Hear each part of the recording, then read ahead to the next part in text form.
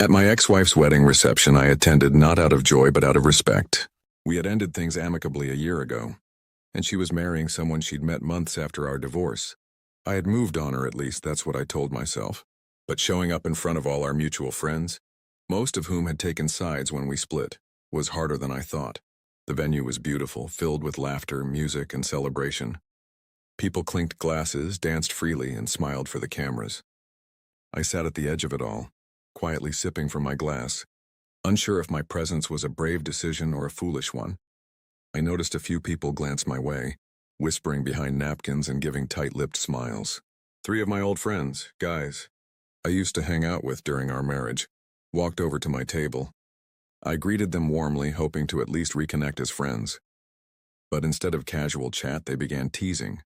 One smirked, "Man, how does it feel seeing your ex looking happier than ever, without you?"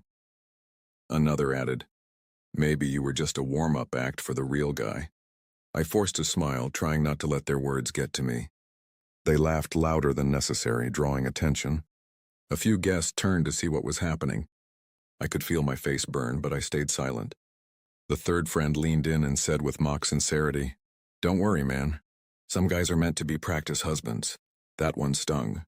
Before I could respond, I heard heels clicking on the marble floor behind me. It was my ex-wife. She had clearly overheard the last part.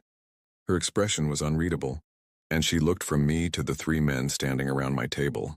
The room went quieter. She stepped closer and placed a hand on my shoulder. "Ladies and gentlemen," she said loudly, getting everyone's attention, "I just want to say something about this man right here." The band went silent and all eyes turned to us. The 3 guys backed up a step, suddenly uncomfortable. She continued, "This man gave me years of loyalty, laughter, and support. Our marriage didn't work, but not because he was a bad husband. He was patient when I was difficult. He was kind when I didn't deserve it.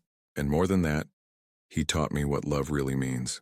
Without him, I wouldn't have known how to recognize it when it finally came. I was frozen."